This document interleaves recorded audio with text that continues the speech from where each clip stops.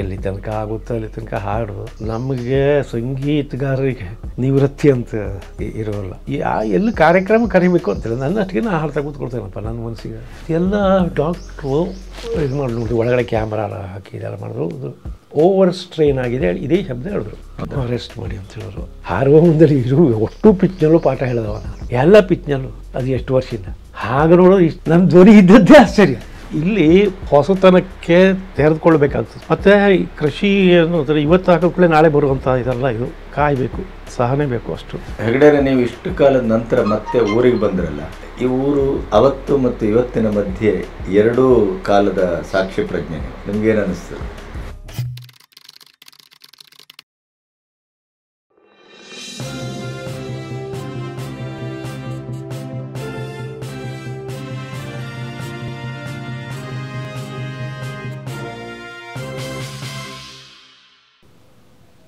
ನಿಮಗೆ ಒಬ್ಬರು ಬಹಳ ಈ ವರ್ತಮಾನದಲ್ಲಿ ನಿಮ್ಮಂಥ ಒಬ್ಬ ಸಶಕ್ತ ಗುರುವೇ ಇಲ್ಲ ಅನ್ನುವ ಮಟ್ಟಕ್ಕೆ ನಿಮ್ಮ ಗುರುತ್ವ ಬೇರೆ ಕಡೆಯಿಂದ ಧ್ವನಿಸ್ತಾ ಇದೆ. ಅದು ಹೇಗೆ ಸಾಧ್ಯ ಆಯಿತು? ನಿಮ್ಮ ಬಹಳಷ್ಟು ಜನ ಶಿಷ್ಯರಿಲ್ಲ ಇದ್ದಾರೆ, ಆದರೆ ವಿಚಿತ್ರ ಅಂದರೆ ನನ್ನ ಹತ್ರ ಅಭ್ಯಾಸ ಮಾಡ್ತಾ ಇರೋರು ಸಾಕಷ್ಟು ಜನ ಡಜನ್ಗಟ್ಟಲೆ ಆಕಾಶವಾಣಿ ಅಪ್ರೂವ್ಡ್ ಆರ್ಟಿಸ್ಟ್ ಆಗಿಬಿಟ್ಟಿದ್ದಾರೆ. ಕ್ಲಾಸಿಕಲ್ ಮತ್ತು ಹೌದು ಕ್ಲಾಸಿಕಲ್ ಅಂದರೆ ನನಗೆ ಈ 3 ಜನ ಗುರುಗಳಿಗೆ ಕಲಿಸಿದ್ರಲ್ಲ, ಅದೇ ಹಾದಿಯಲ್ಲಿ ನಾನು ಕಲಿಸ್ತಾ ಇರೋದು. ಅವ್ರು ಹೆಂಗೆ ಪಾಠ ಮಾಡ್ತಾಯಿದ್ರು ಅದೇ ಥರನೇ ಪಾಠ ಮಾಡ್ತೀನಿ. ಸ್ವಲ್ಪ ಸಿಟ್ಟು ಜಾಸ್ತಿ ಮೊದಲೇ ಭಾಳ ಬರ್ತಿತ್ತು, ಈಗ ಅಷ್ಟು ಬರೋಲ್ಲ. ಬೈಸ್ಕೊಳ್ಳಿಕ್ಕೆ ರೆಡಿ ಇರಬೇಕಂತದ್ದು ಅವರು. ಆ ಬೈಸ್ಕೊಂಡು ಬಿಟ್ಟು ಹೋದ್ರು ಸುಮಾರು ಜನ ಇದ್ದಾರೆ ಸಿಟ್ಟು ಬಂದ್ಕೊಂಡು. ಏನಾಗ್ತದೆ ಅಂತ ಹೇಳಿದ್ರೆ, ಶಿಷ್ಯರಲ್ಲಿ ಒಬ್ಬೊಬ್ಬರದ್ದು ಒಂದೊಂದು ಥರ ಇರ್ತದೆ. ಸಂಗೀತ ಹಾಡೋದಾಗಲಿ, ಯಾರು ಮನಸ್ಥಿತಿ ಆಗಲಿ ಹಂಗೆ. ಈಗ ಡಾಕ್ಟ್ರದಲ್ಲಿ ಒಂದೇ ಇರೋದ್ರ 4 ಜನ ಹೋದರೆ ಆ 4 ಜನರಿಗೂ ಒಂದೇ ಥರ ಔಷಧಿ ಕೊಡಲ್ಲ. ಅವ್ರಿಗೆ ಆ ಶರೀರಕ್ಕೆ ಯಾವುದು ಹೋಗುತ್ತೆ ಅನ್ನೋದನ್ನು ನೋಡ್ಕೊಂಡೇ ಕೊಡ್ತಾರೆ. ಒಂದೇ ಥರ ಇದ್ರು ಇಲ್ಲ ಹಾಗೆ ಆಗ್ತದೆ. ಅವರು 4 ಜನ ಒಬ್ಬೊಬ್ಬರು ಒಂದೊಂದು ವ್ಯಕ್ತಿತ್ವ ಇರ್ತದೆ, ಒಬ್ಬೊಬ್ಬರು ಒಂದೊಂದು ಯಾವುದೋ ಇದು ವೀಕ್ ಇರ್ತದೆ, ಒಂದು ಪೋರ್ಷನ್ ಯಾವುದೋ ಸ್ಟ್ರಾಂಗ್ ಇರ್ತದೆ. ಅದನ್ನು ನೋಡ್ಕೊಳ್ಬೇಕು. ಈ ಥರ ಆಕಾರದಲ್ಲಿ ಸ್ಪಷ್ಟತೆ ಇರೋಲ್ಲ, ತಾನು ಹೊರಳುವುದೇ ಇಲ್ಲ, ಇದೆಲ್ಲ ಏನೋ ಇರ್ತದೆ. ಹಾಗೆ ಮೊದಲವರು ಟೆಸ್ಟ್ ಮಾಡಿ ನೋಡ್ತೇನೆ ಅವರು ಎಲ್ಲಿ ಹೇಗೆ ಅಂತೇಳಿ. ಅವ್ರು ಪಿಚ್ಚು ಏನೋ ಮಾಡ್ಕೊಂಡು ಬಂದಿರ್ತಾರೆ, ಅದನ್ನು ಚೆಕ್ ಮಾಡ್ತೇನೆ.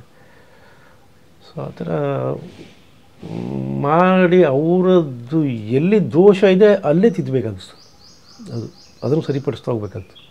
ಹಾಗೆ ಮಾಡ್ತೇನೆ. ಅದು ಬಹುಶಃ ಅದು ಕ್ಲಿಕ್ ಆದ್ರೆ ಸಾಕು. ಹೌದು, ಶಿಷ್ಯರು ತುಂಬ ಚೆನ್ನಾಗಿ ಹಾಡುವವರಿದ್ದಾರೆ ನಮ್ಮಲ್ಲಿ. ಅನೇಕ ಜನ ಎಲ್ಲ ಹೊರಗಡೆ ಪಬ್ಲಿಕ್ ಪರ್ಫಾರ್ಮೆನ್ಸ್ ಕೊಡ್ತಾರೆ.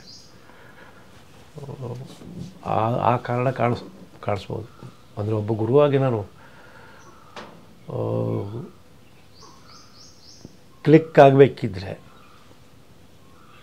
ನಾನು ಕಲಿಸೋ ಮೆಥಡ್ಡು ಇದು ಕಾರಣ ಇರಬೇಕು ಅಂತ ಅನ್ನಿಸ್ತದೆ ನನಗೆ ಅಷ್ಟೇ. ನಿಮ್ಮ ಶಿಷ್ಯರು ನಿಮ್ಮ ಬಹುಶಃ 70ರ ಸಂಭ್ರಮವನ್ನು ಆಚರಿಸುವ ಸುದ್ದಿ ಕೇಳಿಬರ್ತಾ ಇದೆ. ಅದರ ಹಿಂದೆನೂ ಭಾಳ ದೊಡ್ಡ ಪ್ರೋಗ್ರಾಮ್ ಮಾಡಿದರು. ಈ ಶಿಷ್ಯರು ಭಾಳ ಒಳ್ಳೆ ದೊಡ್ಡ ಗಣವೇ ಇದೆಯಲ್ವ ನಿಮ್ಮದು? ಹೌದು. ಈ 70ರ ಹೊಸ್ತಿಲಲ್ಲಿ ಏನು ಯೋಚನೆ ಮಾಡ್ತಾ ಇದ್ದೀರಿ? ಎಲ್ಲಿ ತನಕ ಆಗುತ್ತೋ ಅಲ್ಲಿ ತನಕ ಹಾಡು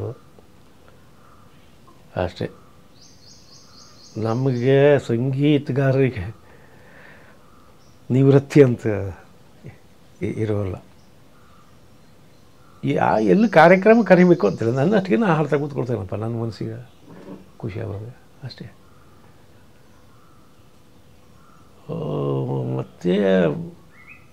ಮತ್ತೇನು ಅಂಥದ್ದು ಈ 70ರ ಹಂತದಲ್ಲಿ ಈ ಮತ್ತೇನೋ ಸಾಧಿಸ್ಬೇಕು ಅಂತೇಳಿ ಏನು ಆ ಥರ ಏನಾದ್ರು ಇದ್ದರೆ ಇನ್ನೂ ಚೆನ್ನಾಗಿ ಹಾಡಬೇಕು ಅಂತಿದೆ. ಕಂಠ ಅಂತಂದರೆ ಏನಾಯಿತು ನಿಮಗೆ? ಅದೆಲ್ಲ ಡಾಕ್ಟ್ರು ಇದು ಮಾಡಿ ನೋಡಿ, ಒಳಗಡೆ ಕ್ಯಾಮ್ರಾ ಹಾಕಿ ಇದೆಲ್ಲ ಮಾಡಿದ್ರು. ಇದು ಓವರ್ ಸ್ಟ್ರೈನ್ ಆಗಿದೆ, ಇದೇ ಶಬ್ದ ಹೇಳಿದ್ರು. ರೆಸ್ಟ್ ಮಾಡಿ ಅಂತ ರೆಸ್ಟ್ ಮಾಡಿ ಅಂತ ಹೇಳಿದ್ರು. ಫಸ್ಟ್ ಟ್ರೈನ್ ಆಗದೆ ನಾಯಿ ಹಾರುವ ಮುಂದಲ್ಲಿ ಇರು ಒಟ್ಟು ಪಿಚ್ನಲ್ಲೂ ಪಾಠ ಹೇಳಿದವ ನಾನು, ಎಲ್ಲ ಪಿಚ್ನಲ್ಲೂ. ಅದು ಎಷ್ಟು ವರ್ಷದಿಂದ ಹಾಗೆ ನೋಡೋದು ಇಷ್ಟು ಇದ್ದದ್ದೇ ಆಶ್ಚರ್ಯ, ನನ್ನ ಧ್ವನಿ ಇದ್ದದ್ದೇ ಆಶ್ಚರ್ಯ ಹಾಗೆ ನೋಡಿದೆ. ಆದರೆ ಈಗ ಸ್ವಲ್ಪ ಪರವಾಗಿಲ್ಲ. ಒಂದು ಮಧ್ಯದಲ್ಲಿ ಕೆಲವು ಕಾಲ ತುಂಬ ಕಾಡ್ತು ನನಗೆ ಅದು.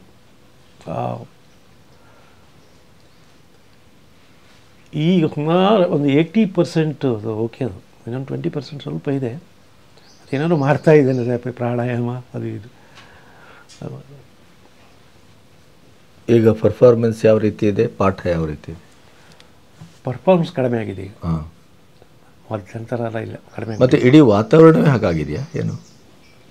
ಹಾಗೆಲ್ಲ ಜನಗಳಿಗೆ ಏನಾಗುತ್ತದೆ, ಹೊಸ ಹೊಸ ಹುಡುಗರೆಲ್ಲ ಫೀಲಿಂಗ್ ಬರ್ತದೆ, ಅವ್ರು ಕರ್ಸೋಣ ಅನಿಸ್ತದೆ, ಆ ಥರ ಅಂತ ಅನಿಸ್ತದೆ.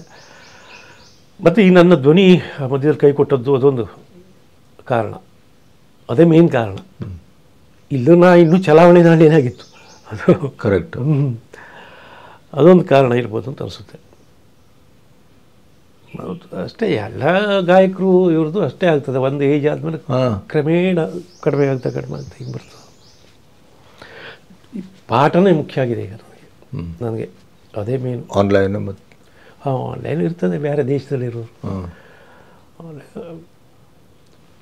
ಅದರಲ್ಲಿ ಬೆಂಗಳೂರಲ್ಲಿ ಮನೆಗೆ ಬರುವವರು ಸಂಖ್ಯೆ ಸಾಕಷ್ಟಿದೆ. ನಿಮ್ಮ ಮಿಸ್ಸಸ್ಸು ಹಾಡ್ತಾರಲ್ಲ? ಅವಳು ಸೀನಿಯರ್ ತನಕ ಆಗಿದೆ ಅವಳಿಗೆ. ಅದೇ ನೀನು ಮಾಡು, ಮನೇಲಿ ಕೂತ್ಕೊಂಡು ಸುಮ್ಮನೆ ಇದು ಮಾಡೋದು ಬೇಡ, ಒಂದಿಷ್ಟು ನಿನಗೂ ರಿವಿಷನ್ ಮಾಡ್ದಂಗೆ ಆಗುತ್ತೆ ಅದಾಳೆ ಅಂಥೇಳಿ ಶುರು ಮಾಡೋದು.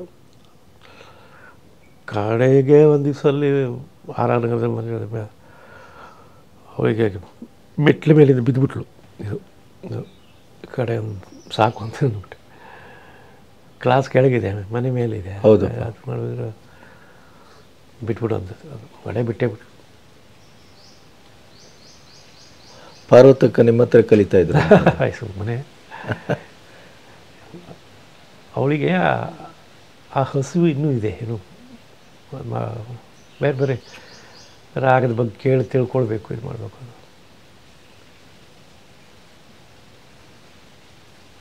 ಅಲ್ಲಿ ಮತ್ತು ನಮ್ಮ ಮನೆ ದೂರೇನ ಅಷ್ಟೇ ಇಲ್ಲ ಅವ್ರ ಮನೆಯಿಂದ.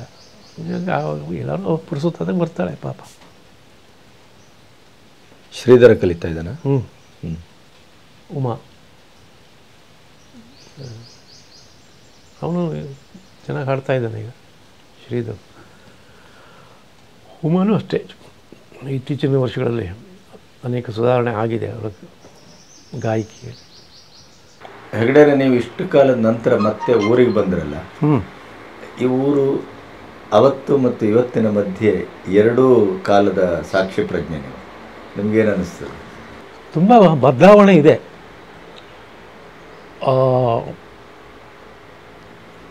ಈ ಇತ್ತೀಚೆಗಿನ ಕೃಷಿಯಲ್ಲಿ ನಾವು ನೋಡಿದ್ರೆ ಇಲ್ಲಿ ಅನೇಕ ಜನ ತಂತ್ರಜ್ಞಾನವನ್ನು ಬಳಸ್ಕೊಂಡು ಮಾಡ್ತಾ ಇರೋರು ಇದ್ದಾರೆ. ಆದರೆ ಈ ಕೃಷಿನೂ ಒಂದು ಬಿಸ್ನೆಸ್ ಅಂತ ಹೇಳಿ ಅದು ತಿಳ್ಕೊಂಡವ್ರು ಭಾಳ ಕಡಿಮೆ. ಏನೋ ಮುತ್ತಾತನ ಕಾಲದಲ್ಲಿ ಮಾಡ್ಕೊಂಡು ಹೋಗ್ತಾಯಿದ್ರು, ಅದನ್ನೇ ಮುಂದ್ವರ್ಸ್ಕೊಂಡು ಹೋಗ್ತೀನಿ ಹೇಳೋ ಮಟ್ಟಿಗೆ ಅಷ್ಟೇ ಇರುವರೆ ಜಾಸ್ತಿ ಅಂತ ನನಗೆ ಅನಿಸ್ತದೆ. ಇಲ್ಲಿ ಆಧುನಿಕ ಪದ್ಧತಿ ಇಲ್ಲ. ಈಗ ಫಾರ್ ಎಕ್ಸಾಂಪಲ್ ನಾನು ಈ ಜೀವಾಮೃತ ಮಾಡ್ತೇನೆ. ಇಲ್ಲಿ ಭಾಳ ಜನರಿಗೆ ಅದ್ರ ಬಗ್ಗೆ ಗೊತ್ತೇ ಇಲ್ಲ. ಉತ್ತರ ಕರ್ನಾಟಕದ ಕಡೆಗೆ ಭಾಳ ಜೋರಾಗಿದೆ ಅದು. ಉತ್ತರ ಕರ್ನಾಟಕ ಕಡೆ ಜೋರಾಗಿದೆ, ನಮ್ಮ ಹಳೆ ಮೈಸೂರು ಕಡೆಗಳ ಜೋರಾಗಿದೆ. ಅವರು ಇದರಲ್ಲೇ ದೊಡ್ಡ ಟ್ಯಾಂಕ್ ಮಾಡಿಬಿಟ್ಟಿದ್ದಾರೆ. ಹೌದು ಹೌದು, ಅದರ ಮಾಡಿ ಇದು ಮಾಡ್ತಾರೆ. ಅದು ಭಾಳ ರೈತನಿಗೆ ಉಪಕಾರಿ ಅದು ಅಂತ ನನಗೆ ಅನ್ನಿಸ್ತದೆ. ಮತ್ತು ಸಮ್ಮಿಶ್ರ ಕೃಷಿಯ ಪದ್ಧತಿ ಇಲ್ಲೇ ಇಲ್ವ? ಇಲ್ಲಿ ಇಲ್ಲ ಇಲ್ಲ, ಅದೇ ಹೇಳಿದ್ನಲ್ಲ, ಇಲ್ಲಿ ಉಪಬೆಳೆಗಳಿಲ್ಲ. ಉಪಬೆಳೆಗಳಿಗೆ ಅದು ಅದರ ಬದಿಗೆ ಆ ಕಡೆಗೆ ಲಕ್ಷ್ಯ ಭಾಳ ಕಡಿಮೆ, ಭಾಳ ಕಡಿಮೆ. ಒಂದು ಈ ಮಂಗಗಳ ಕಾಟ, ಕೋರ ಮಂಗ ಕಾಟ ಇದೆ. ಹೌದು. ಇಲ್ಲಿ ತೆಂಗಿನ ಬೆಳೆನೇ ಪಾಪ ಒಬ್ಬೊಬ್ಬರು ಮನೆಗೆ ತೆಂಗಿನಕಾಯಿ ಇಲ್ಲ, ಅಷ್ಟು ಪರಿಸ್ಥಿತಿ ಬಂದಿದೆ. ಅಗಳ ಮರಗಳಿದೆ, ಮರ ಇದೆ, ಆ ಥರ ಪರಿಸ್ಥಿತಿ ಬಂದಿದೆ. ಅದಕ್ಕೆ ಸಂಬಂಧಪಟ್ಟ ಇಲಾಖೆಯವರು ಅದನ್ನು ಏನಾದ್ರು ಮಾಡಬೇಕು. ಅದು ಇರಲಿ. ಆದರೆ ಈಗ ನಮ್ಮ ತೋಟಕ್ಕೆ ಇಲ್ಲಿ ತುಂಬ ಕಡಿಮೆ ಮಂಗಗಳ ಹಾವಳಿ. ಎಲ್ಲೋ ಬರುತ್ತೆ ಅಪರೂಪಕ್ಕೆ ಅನ್ಸುತ್ತೆ, ತುಂಬ ಕಡಿಮೆ. ಅದು ಯಾತಕ್ಕೆ ಬರುತ್ತೆ? ಅರಣ್ಯದಲ್ಲಿ ಅವಳಿಗೆಲ್ಲ ತಿನ್ನಲಿಕ್ಕೇನು ಸಿಗೋದಿಲ್ಲ. ಹೌದು. ಇಲಾಖೆಯವರು ಏನು ಮಾಡಬೇಕು? ಅರಣ್ಯದಲ್ಲಿ ಗೇರು ಬೀಜ, ಮಾವಿನ ಹಣ್ಣು, ಮಾವಿನ ಗಿಡ ಎಲ್ಲ ಬೆಳೆಸಬೇಕು. ಹಣ್ಣು ಹಂಪಲ ಗಿಡ ಅರಣ್ಯದಲ್ಲಿ ಬೆಳೆಸಬೇಕು. ಅದಕ್ಕೆ ಆವಾಗ ಅಲ್ಲಿ ತಿನ್ಲಿಕ್ಕೆ ಸಿಗ್ತದೆ, ಬೆಳೆಸಬೇಕು. ಆವಾಗ ಇಲ್ಲಿ ಬರೋಲ್ಲ, ಊರಿಗೆ ಬರೋದಿಲ್ಲ. ಇನ್ನೊಂದು ನೀರು ಕುಡಿಲಿಕ್ಕೆ ಅಂತ ಬರ್ತದೆ. ಈ ಅಡವಿಯಲ್ಲಿ ಇವರು ನೀರನ್ನ ತೊಟ್ಟಿ ನಿರ್ಮಾಣ ಮಾಡಬೇಕು. ಅಲ್ಲಿ ಇಲ್ಲಿ ಟ್ಯಾಂಕರಲ್ಲಿ ತಗೊಂಡು ತುಂಬಿಸು ಇಡಬೇಕು. ಆವಾಗ ಅರಣ್ಯದಲ್ಲೇ ಇರ್ತದೆ ನೀರು ಕುಡಿಲಿಕ್ಕೆ. ಇಲ್ಲ, ಇಲ್ಲಿ ಮಳೆ ಬೀಳೋದ್ರಿಂದ ಮಳೆಗಾಲದಲ್ಲೂ ಅದರ ಒಂದು JCB ಬಳಸಿ ಒಂದು ಮಿನಿ ಸಣ್ಣ ಸಣ್ಣ ಕೆರೆಗಳು ಮಾಡಬಹುದು, ನೀರಿನ ಹೊಂಡಗಳನ್ನು ಮಾಡಬೇಕು. ಅವಾಗ ಅಂತರ್ಜಲವೂ ಅಭಿವೃದ್ಧಿ ಆಗುತ್ತೆ. ಅಂದರೆ ಇಲ್ಲಿ ಚೆನ್ನಾಗಿ ತೋಟ ಮಾಡಿದ್ರು ನಾನು ನೋಡಿದ್ದೇನೆ, ಮಾಡ್ತಾ ಇದ್ದಾರೆ ಕೆಲವು ಜನ ಚೆನ್ನಾಗಿದೆ. ಆದರೆ ನನಗನ್ಸೋದು ಈಗ ಸಿರ್ಸಿ, ಯಲ್ಲಾಪುರ ಅಥವಾ ಆ ಕಡೆಗೆ ಪುತ್ತೂರು ಕಡೆಗೆ ಮುಂದುವರೆದಷ್ಟು ಇಲ್ಲ ಇಲ್ಲಿ ಮುಂದುವರೆದಿಲ್ಲ. ಕೃಷಿ ಮತ್ತೆ ಯಾಂತ್ರೀಕರಣಗೊಳ್ಳಿಲ್ಲ. ಇಲ್ಲ, ಆ ಥರ ಹಾಗೇ ಇಲ್ಲ. ಅಂದರೆ ಹೊಸ ಸಾಹಸ ಮಾಡುವವರು ಭಾಳ ಕಡಿಮೆ. ಇಲ್ಲಿ ಹೊಸದಾಗಿ ಏನಾದ್ರು ಮಾಡಬೇಕು ಅನ್ನೋರು ಭಾಳ ಕಡಿಮೆ. ಈಗ ನಾನು ಕಳೆದ ವರ್ಷ ಇಲ್ಲಿ 2 ಬೋರ್ ತೆಗೆಸ್ತೆ, 2 ಫೇಲು. ನೀರು ಬಂದಿದೆ, ಸ್ವಲ್ಪ ಮಟ್ಟಿಗೆ ಇದೆ. ನಾನು ಅದರ ಉಪಯೋಗಕ್ಕೆ ಬರುವಷ್ಟು ಇಲ್ಲ ಹೇಳ್ತೀನಿ. ಆಮೇಲೆ ನಾನು ಅದು ಮುಚ್ಚಿಸಿಲ್ಲ, ಹಾಗೆ ಕೇಸಿಂಗ್ ಪಾಪ ಹಾಗೆ ಬಿಟ್ಟೆ. 1 ವರ್ಷ ಆದರೂ ನೋಡಿ, ಒಂದು ಮಳೆಗಾಲ ಕಳೀಲಿ ಅಂತಿತ್ತು. ಈಗ ಮೊನ್ನೆ ಈ ಬೋರಿಗೆ ಒಂದು ಟ್ರಯಲ್ ನೋಡಿ ಒಂದು ಮಿಷಿನ್ ತಂದು ಹಾಕಿ ನೋಡಿದೆ. ಅದು ಆ್ಯಕ್ಚುಲಿ 400 ಫೂಟ್ ಇದೆ. ಅಲ್ಲಿ ನಮ್ಮ ಹತ್ರ ಬಾಲ ಇರೋದು ಬರೀ 280 ಫೂಟ್ ಆಗಿತ್ತು. ಕೆಳತನಕ ಹೋಗಲಿಲ್ಲ. ಅದು ಬೆಳಿಗ್ಗೆ 1 ಗಂಟೆ, ಸಂಜೆ 1 ಗಂಟೆ ಬಂತು ನೀರು. ಈಗ ನಾನು ಅದಕ್ಕೆ ಮೋಟ್ರ್ ಮಾಡ್ತೇನೆ. ನನಗೆ ಅದು ಕುಡಿಯೋ ನೀರು ಆಯಿತು, ಆಮೇಲೆ ನಮ್ಮ ಕೃಷಿಗೂ ಹೌದು ಸಾಕು ಬೇಕಲ್ಲ. ಇಲ್ಲಿ ಹೊಸತನಕ್ಕೆ ತೆರೆದುಕೊಳ್ಬೇಕಾಗ್ತದೆ. ಮತ್ತು ಈ ಕೃಷಿ ಅನ್ನೋದ್ರೆ ಇವತ್ತು ಹಾಕೋಕ್ಳೆ ನಾಳೆ ಬರುವಂಥ ಇದಲ್ಲ. ಇದು ಕಾಯಬೇಕು, ಸಹನೆ ಬೇಕು ಅಷ್ಟು. ಈಗ ನಾ ಹೊಸದಾಗಿ ಕೆಳಗಡೆ ತೋಟ ಮಾಡಿದ್ದೇನೆ. ಈಗ ಕೊರೋನಾ ಕಾಲದಲ್ಲಿ ಇಲ್ಲಿ ಬಂದು ತೋಟ ಮಾಡಿದ್ದೆ. ಈಗ ಅದರಲ್ಲಿ ಸುಮಾರು ಒಂದು 50% ಈಗ ಸಿಂಗಾರ ಬಿಟ್ಟಿದೆ. ಈಗ ಇನ್ನೊಂದು 2 ವರ್ಷಕ್ಕೆ ಎಲ್ಲವೂ ಆಗುತ್ತೆ. ಅಷ್ಟು ಅಲ್ಲಿ ಏನಿಲ್ಲ ಆಗಿತ್ತು, ಬರೀ ಹಂದಿಗಳು ಗೂಡು ಇದಾಗಿತ್ತು, ಮಲ್ಕೊಳ್ಳೋ ಜಾಗ. ಆ ಥರ ಮುಳ್ಳು ಇದು ಏನೇನೋ ಬೇಡದೋದು ಮರ ಅದೆಲ್ಲ ಇತ್ತು. ನನಗೆ ಈ ಥರ ಪ್ರಯೋಗ ಮಾಡಿ ನೋಡೋದ್ರಲ್ಲಿ ಆಸಕ್ತಿ ಇದೆ ನನಗೆ. ಅದು ನಮ್ಮ ತಂದೆಯವ್ರಿಗೂ ಇತ್ತು. ಈ ಕೃಷಿ ವಿಷಯದಲ್ಲಿ ಹೊಸ ಪ್ರಯೋಗ ಮಾಡಿ ನೋಡಿದ್ದಾರೆ. ಅದು ನಂದು ಎಲ್ಲದೂ ಸಕ್ಸಸ್ ಆಗಿದೆ ಅಂತ ಹೇಳಲ್ಲ, ಅದು ಕೆಲವು ಸಕ್ಸಸ್ ಆಗಿದೆ.